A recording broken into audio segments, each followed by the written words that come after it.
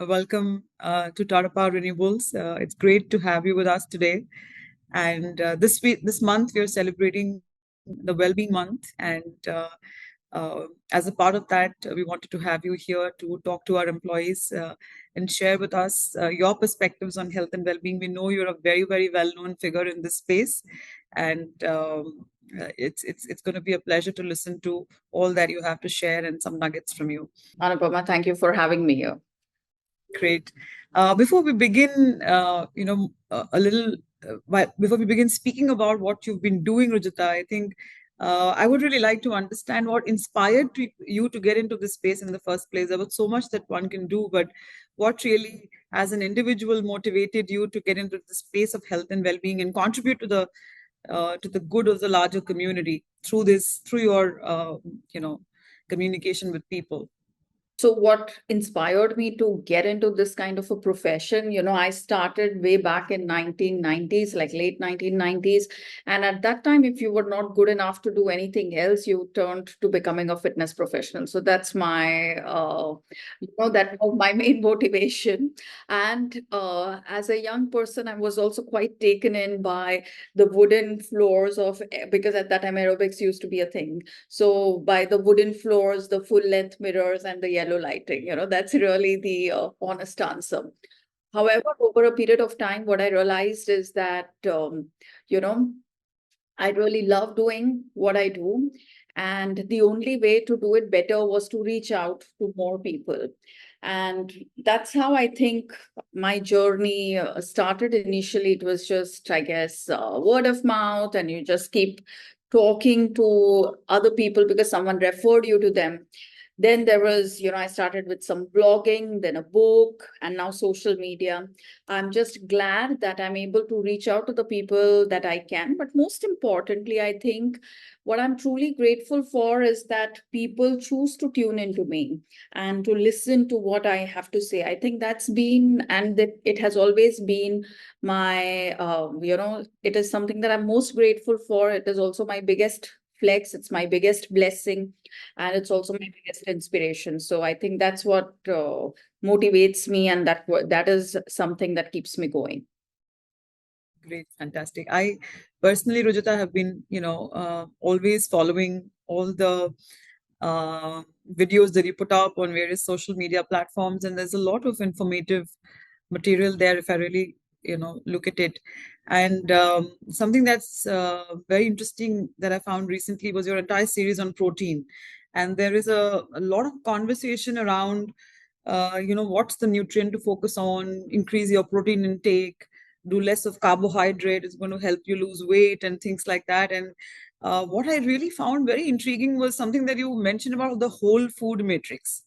And it's about focusing on whole foods and not individual nutrients, which is very different from what everybody else talks about today. That have you had your enough, so many grams of protein? Have you had so many eggs? Where will you get your protein from? And things like that. So I watched your entire series actually, and I, want you to share with the larger audience what is this concept of whole food matrix, and how do you incorporate that in your day-to-day lives? Whole food matrix is really, about eating in a non-fast, commonsensical manner.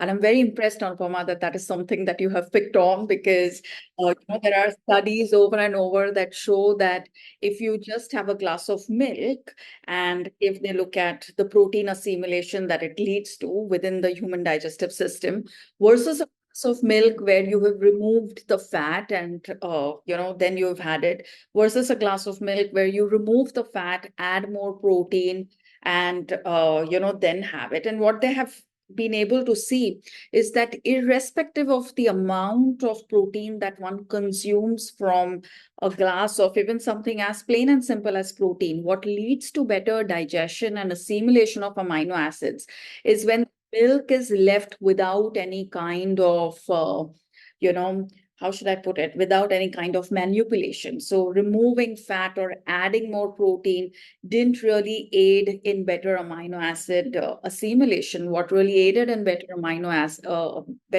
acid assimilation is drinking that whole glass of milk like the way it just came from the cow.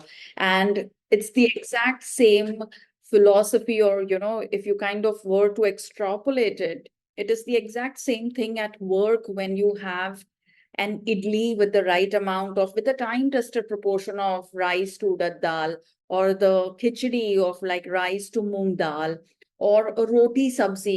We have these time tested proportions which have evolved in our kitchens for centuries together, but we fall for the latest nutrient in focus, and then we keep tweaking these time tested combinations, and then we land up with a bad gut, we land up with poor skin, poor nails, poor hair, all of that. So it's never about what you consume, but what you eat, what is able. So it's never about what you consume, but it is always about what your body is able to assimilate or absorb from it.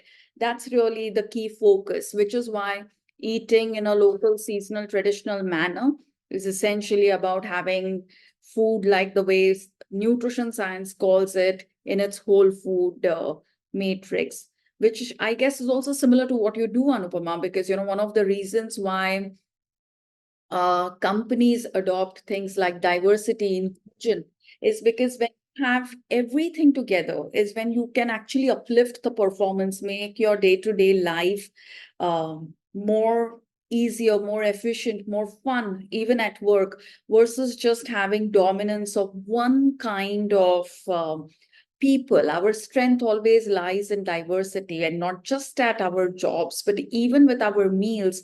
We outperform our own expectations when there is diversity, inclusion, and room for whole food matrix. Otherwise, when I started in 90s, it was like, remove ghee because ghee was the big monster back then. Now it is like add more. Now it's like remove the roti. Yeah, you know. Now it's like first it was roti khao, ghee mat khao. Now it's like roti mat khao, ghee khao. So every the food industry has us eating in a new manner, which is why every 5 years we are fatter from where we first started. So what you're saying is have the food in its original form. And so we do away with all this double toned skimmed milk and all of that and just have the original milk that we get. Original milk, the original roti sabzi dal chawal, the original, time tested combinations. In fact, even today, I was just reading a study today that the Lancet released, and what it said is that Indians tend to fall short on micronutrients like calcium, iron, folic acid. And this is also because we've just given up on eating like the way we used to. Something as simple as diversity is something which is going out of the window because our focus to eat remains based on what the media is asking us to eat, or which nutrient the social media is asking us to eat, which is the latest hashtag according to which I should be eating. So if it's like hashtag protein rich, then you'll end up eating just the same thing throughout the year, and you make compromises on eating local vegetables or fruits, and in that whole process you just have a compromised health in the long run.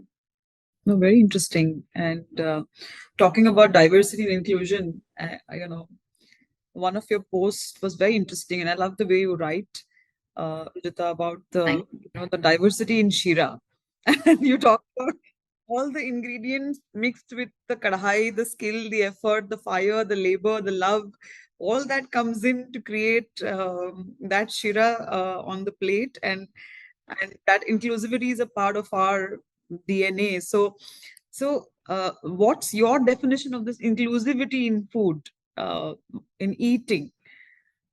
It's very interesting the way you presented it. So, I just thought curious to understand what's your thought around this.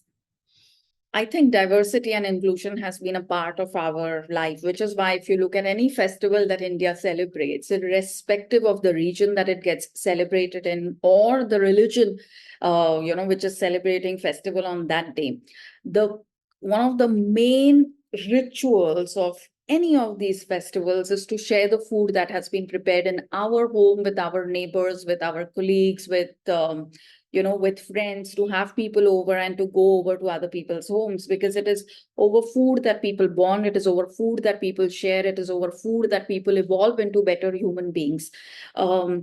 So I think that we must remember that, we must protect that. And the only way that we can continue doing it in its true essence is if people don't look for just carbs, protein, and fat from the food that they're eating, and actually also look for community building and climate resilience, and also mental composure, through the food that they are eating, and connect with their surroundings and the people. So, because food can just do so much more for us than just give us some total of the nutrients that we could just consume. That's good for business, that is good for some app, that is good for some professional. But as people, as public, there's nothing for us to be gained by being so clinical about what we are eating. Instead, what we need to do is take a more commonsensical approach. We need to ask ourselves that is my food local, seasonal, traditional? Essentially, what we need to ask ourselves is my food local, which means that does it have a name in a local language or in the language of the region that I'm currently eating in? So, what is an avocado called in Maharashtra versus what is it called in, like, let's say Kashmir, but anywhere that you go, you can get a sourdough avo toast. So is that the only thing that I should be eating, or should I be eating poha when in Maharashtra, idli when while in Tamil Nadu? So that's the stuff that we need to ask ourselves. Then what is the name? What is it called by? Does it have a name in my local language? The second question that we need to ask ourselves is that, is this seasonal? Um, you know, um, we do know right now that, because it's still monsoon, that there are just so many wild and uncultivated vegetables which are in season at this point, which we won't get even from the next week. But even if you look at fruits and vegetables, there are certain things that you'll get only now and you won't get throughout the year. But if you look at kiwis, if you look at the berries, that's the stuff that you're getting year round. And of course, it doesn't belong to your region, so it's not even seasonal. So it's traveling a long distance to land on your plate. And I often tell people to count food miles, that the longer the food travels to land on your plate, the further away your navel is going to travel from your spine. So you want a flat stomach, eat stuff, that's a familiar thing. And that is something which is growing in your region in that season at that time.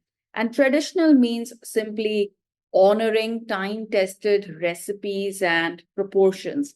So now that, let's say, people are eating more protein, and if you happen to eat rajma chawal, don't eat more rajma as compared to the chawal, because then you're going to need to buy other products which are like hashtag gut health. So the thing is that once you are focusing on just one thing, then you'll end up buying many other things which are in the market to fix the problem that this one, focus, this one thing created in the first place.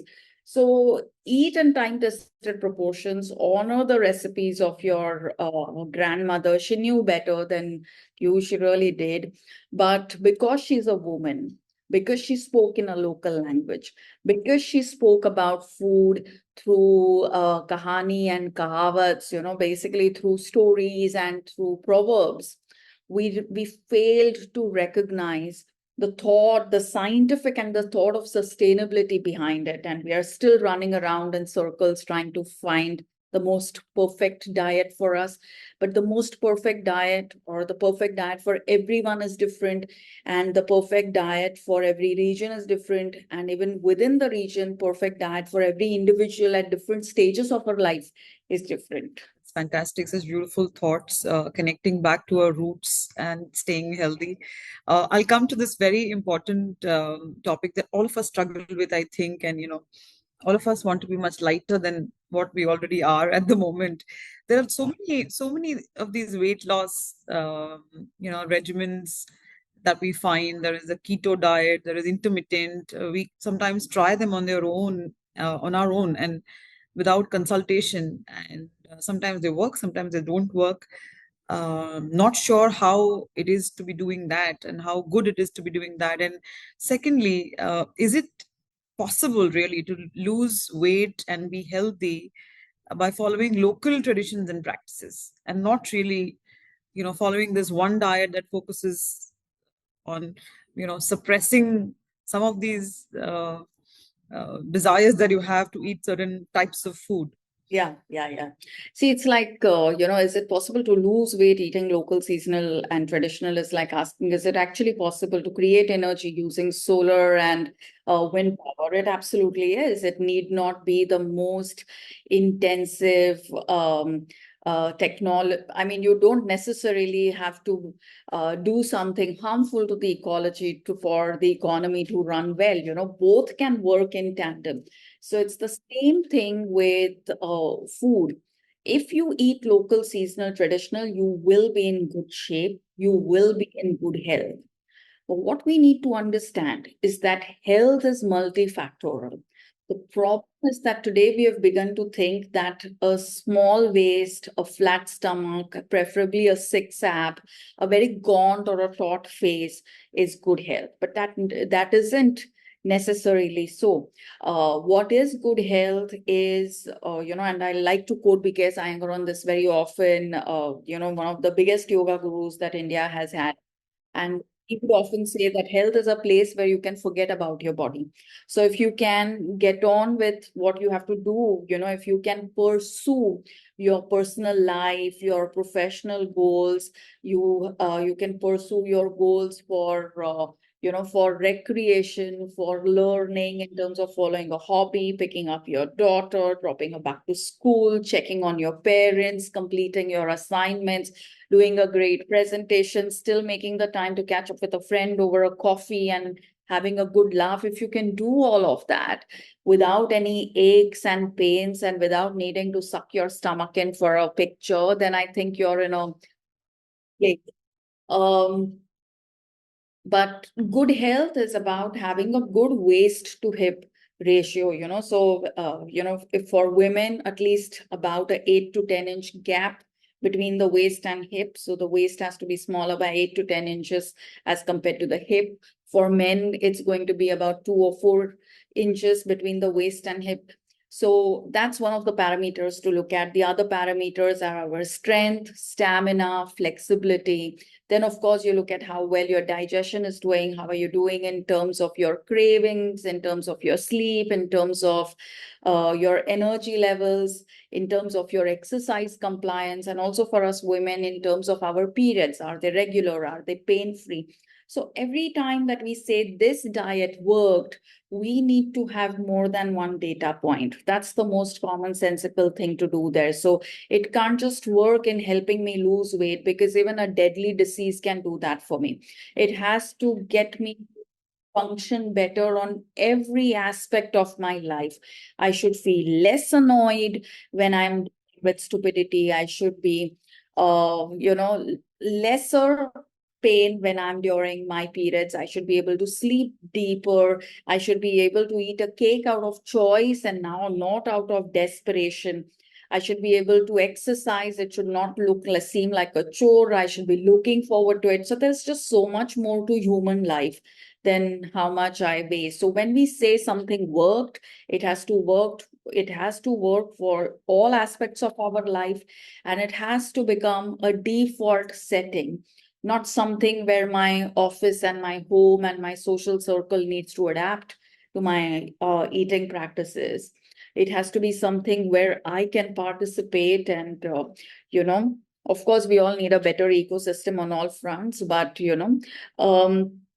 it should be something which becomes an easy thing to follow so that I can do it for the rest of my life. I mean, that's how we should think about this diet worked. This diet worked means it worked till the end of my life.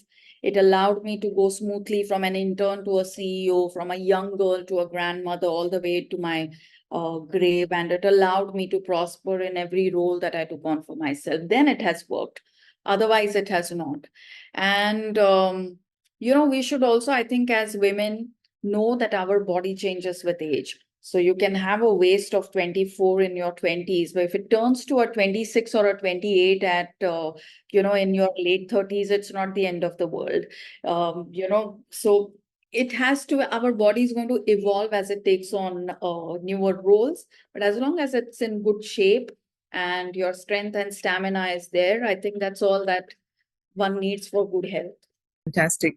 I'll get to and a very important question. And Rujuta, actually, today it's quite a coincidence that today we are at our Tamil Nadu plant, and we have about 80% women working on the shop floor here. And uh, we had a session with them on nutrition, and a lot of them are in the age group of 18 to 25. And one of the things that we saw was the biggest challenge was the hemoglobin levels, and a large percentage of them are anemic. So we had a session with them with some doctors and experts on what they can do to be able to improve and sustain their hemoglobin levels over a period of time. And coincidentally, a lot of them were speaking about how can we leverage local foods, and in a very inexpensive way also, what is available to us on a day-to-day basis, have that and focus on improving our hemoglobin, and also have foods that help absorption, which you were talking about, that absorption of those nutrients is important. So coming back to your thoughts on this, Rujita, what do you think, and in your view, for this for women in this age group of 18 to 25, what would you suggest to do to lead a healthy lifestyle? Yeah, I'll tell you what they should be doing to suggest, I mean, to get to a healthy lifestyle. But I also want to say what women between 18 to 25 must not do, because I think what they must not do is just as important. Number one, not seek validation of any man for how they're looking. You know, a lot of times women, when they're young, want to really reduce their size because we feel that a reduced size is better looks somehow, but it doesn't really translate into better looks. Better looks is when your hemoglobin levels are adequate, when there is adequate oxygenation to your blood and brain, so that if someone's ill-treating you, you're able to see a red flag, before you actually begin to suffer the red flag, and you're able to get out of toxic relationships before they take a toll on you. So I think that's one of the first things that every young girl should know, that thinner is not better, stronger is better. So that's Absolutely. the second thing, is that this whole infiltration of packaged and processed food that happens in our life has to stop, because a lot of times once we begin to work, we have more money, and then we just order in more often, or eat out more often. So they need to regulate that to max 2 times a week. So there is nothing in the day that they should be eating out of a packet, because then it's not going to work. Even if it says hashtag fiber rich, hashtag protein rich, hashtag folic acid, it's not going to work. If you're going to open the packet every day, very soon the stomach's going to be jumping out. So that's not a great thing to do. So limit the consumption of packaged and processed foods. Ideally, don't have it at all. But if you're eating out maybe once or twice, not more than that. And if you're going to be looking at a relationship, I think girls in this age group need to, if they want to be in a relationship, then be in a relationship with someone who is going to, who knows how to cook, because I think that's a great relationship to have in terms of like a personal relationship, someone who can cook, so that it takes the stress off you when you're ordering in lesser. So I think these two things are very important. Now, when it comes to food, what can you do which is economical, which is available, and which is easy on your gut?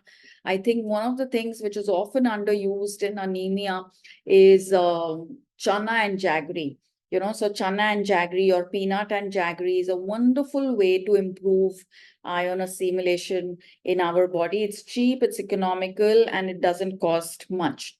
And it makes for a good 3 to 4 p.m. snack, or even an 11 a.m. snack, which is typically the time where people will have biscuit and tea or coffee and tea. You have that chana and jaggery, and then you can have your chai and coffee. That's one.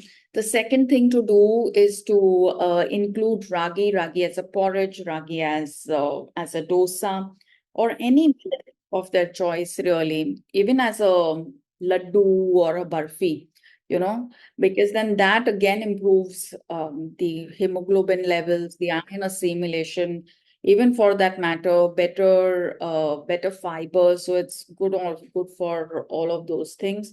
The third thing is, because you're in Tamil Nadu, there is this culture of eating Sundals, especially during certain times of the year, like around Navratri and stuff. So Sundals, which are essentially legumes or pulses, improving the diversity of those and eating it at least 3 to 4 times a week is an important thing for assimilation of iron, folic acid, hemoglobin levels.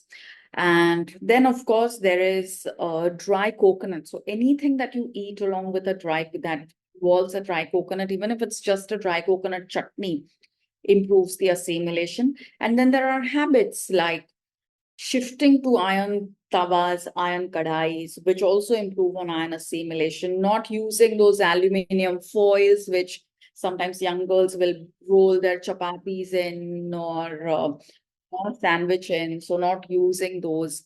So that's one habit to work on. And then exercising regularly so that your gut can actually assimilate from the food that you're eating. So these are some of the things that are economical, sustainable, and like, you could do it without really needing too much thought. This is fantastic. I think this is so useful. And thank you so much, Rujuta. I know that you have to go, so I'll possibly have one more last question for you before I let you go. And that's very relevant for us because we are a business that's spread across different parts of the country, remote areas. A lot of our employees travel a lot. It's and you know how it is today in corporate life. There are targets. People are wanting to fulfill them, be successful, travel so much, so our food gets compromised, our sleep gets compromised sometimes. We don't have the right amount of exercise. So do you have, of course, a lot of us are not able to hence maintain a very structured schedule, so to speak, for a healthy life. So for those employees who are on the go for a large part of their month, do you have any advice on how they can still make healthy choices with whatever is available, and stay healthy while they also work towards being successful? Absolutely. I think some of the things in our life is what we all need to accept as occupational hazards. So there are some jobs that are going to involve long hours of traveling or traveling to remote areas, talking to people and stuff. Now, just because that's a part of your job, it can't cut you in half. You need to prepare yourself well for it. And one of the things that I often tell people who are in these kind of roles is that your bag should always have three things, okay? Maybe in fact four things. So one is a fresh fruit. I think banana is available across the country. So one is banana. The second thing is handful of nuts, peanuts, or chana or cashews. The third thing is any kind of a fresh nashta, but which is long lasting, which will last you at least for 2 or 3 days. So a whole laddu, like a ragi laddu or a rajgira laddu, or if nothing else, even in Marathi we call it poisa laddu, which is basically just chapati that you tear into small pieces and you make some jaggery and ghee in it. So you can roll and then have a small roti ka laddu. So one fresh snack. And the fourth thing would be a bottle of water. So I think these are four things that one needs to carry. And then whenever you know that your lunch is getting delayed, because most of in this kind of a role, it always means that your lunch is never going to be before 2 o'clock. So instead of always going through the second half of your day with fatigue, with a headache, with acidity and bloating, and then reaching home feeling annoyed and exhausted, because then there is no work-life balance. Your family is not going to be happy about your success if by the time you come home, you're snappy, you're exhausted and gassy. If your routine life is always lunch after 2 p.m., then have that fresh fruit or banana by about 11:30 or 12 o'clock so that lunch will not leave you feeling drained out or acidic later. So that's one thing. The second thing is the nuts that you carry, have it, if it's a, if you're if the target that you're meeting is very challenging, or if you're going to be having a very hard meeting, then I recommend having the nuts either just before the meeting or also during the meeting, or also get your get your team also to eat the nuts, so that way everyone has like a more graded approach to everything that's coming their way, because nuts can help you relax, and they also keep you focused. They help you keep the blood pressure down, because actually, sometimes people actually have an elevated blood pressure after a hard meeting or a hard Yes. negotiation and stuff. So that's the second thing to do, or the second hack. The third thing is about a laddu or a fresh snack, or even something like a murukku or a chakli. If you have that between 4 and 6 p.m. in the evening, then you still have enough fuel in your tank to reach home and not snap at your children, or not be annoyed by your spouse, or not have road rage on the way back home. That's also the time when your cortisol levels regulate themselves. So eating a wholesome snack between 4 and 6 p.m. is important, and this is something that one could carry and have access to. And the last thing is, like, yeah, water. Just keep sipping on water through the day, so that you're not going for colas or energy drinks or overdoing your tea and coffee in your hope to being hydrated. So actually, it requires very simple things. Sometimes I feel we don't do simple things because we think our problem is complex, so we are looking at a complex solution. But most complex problems have really simple solutions, and if they're simple, then they're sustainable, and if they're sustainable, then they're successful. So just doing simple things on a day-to-day basis works really well for the body. Fantastic. I think we've run out of time, Rujita, but this was so good. And it is so unique, the way you link health and also, particularly what I loved was the linkage to how we are feeling and our mental state and, our relationships and how we need to live holistic lives. So I think that's very unique in the way you approach things.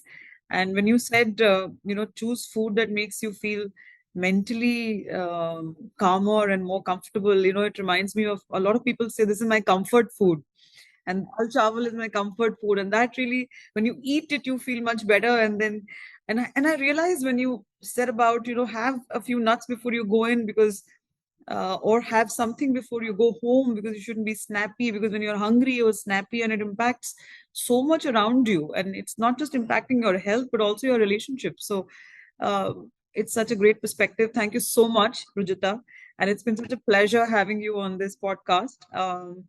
I just hope a lot of our employees can take back some of these learnings and live much more holistic lives as they go ahead. Thank you very much, Anupama, and I wish you and all of your employees great health and a whole lot of success in their lives. Thank you very much.